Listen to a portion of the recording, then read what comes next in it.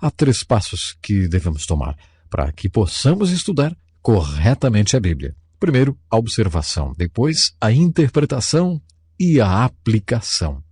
Observação traz a pergunta: o que está escrito? Significa que quando se abre um livro da Bíblia, quando se toma um capítulo da Bíblia, quando se lê um verso da Bíblia, você quer fazer essa pergunta: o que está escrito? A segunda questão que você levanta vem com o título de interpretação. A palavra interpretação traz a seguinte pergunta: mas o que isso significa? A terceira questão na qual você tem de se autoeducar ao ler as Escrituras vem com o título de aplicação e traz a seguinte pergunta: o que isso significa para mim, para a minha vida? É muito simples. Observação, o que está escrito? Eu me lembro de um homem em um estudo bíblico que fiz há alguns anos. Ele acompanhava atentamente a leitura de cada passagem das Escrituras. Mas quando eu dizia para o grupo: agora, o que isso significa? Aquele senhor então olhava para mim, para o verso, e depois olhava para mim outra vez e dizia: olha, eu acho que isso significa exatamente o que esse verso quer dizer, rapaz.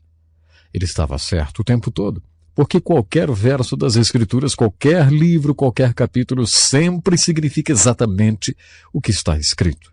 É claro que a pergunta verdadeira é: o que está realmente escrito?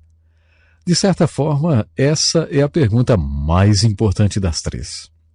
O que está realmente escrito?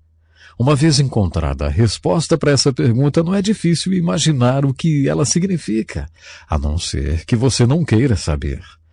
É claro que a pergunta que mais nos interessa no nosso estudo da Bíblia é a terceira. O que essa mensagem significa para mim, para a minha vida? Quando você chegar na seção chamada Aplicação, será preciso fazer algumas perguntas. Por exemplo, existe algum exemplo a ser seguido? Existe algum aviso para prestar atenção? Foi dado algum mandamento para que seja obedecido? Há algum pecado a ser abandonado? Alguma nova verdade sobre Deus ou sobre Jesus Cristo?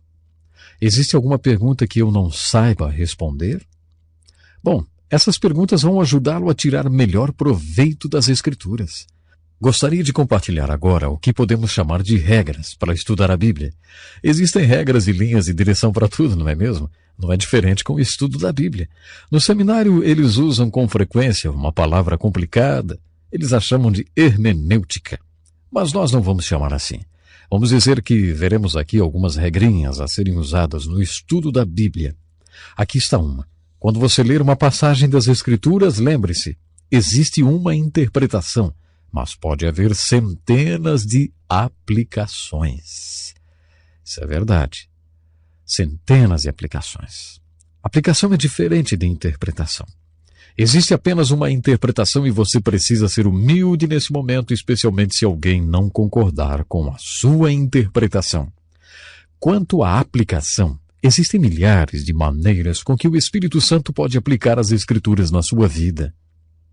Já que a Bíblia é um livro sobre Jesus Cristo, você deve sempre manter o foco nele quando estiver lendo as Escrituras. Quando você estiver estudando o Velho Testamento, lembre-se de que você está à procura de exemplos e admoestações.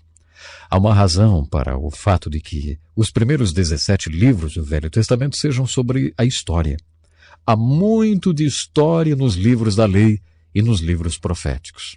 Eventos históricos na Bíblia, além de ser históricos, podem conter um significado alegórico. O que eu quero dizer é o seguinte: em Gálatas capítulo 4, versículo 22 a 24, o apóstolo Paulo diz: Abraão teve 2 filhos. Essas coisas são alegóricas. Ninguém tem dúvidas de que aquele fato é histórico. Abraão teve 2 filhos, Ismael e Isaque. Ismael tornou-se o pai dos árabes e Isaque o pai dos judeus. Há árabes e judeus na Terra Santa nos dias de hoje. Isto é história. O apóstolo Paulo diz: Abraão teve 2 filhos. Isso também é uma alegoria. Eu acredito que ele mostra por precedentes e por princípios que na Bíblia uma história com E pode ser história com H.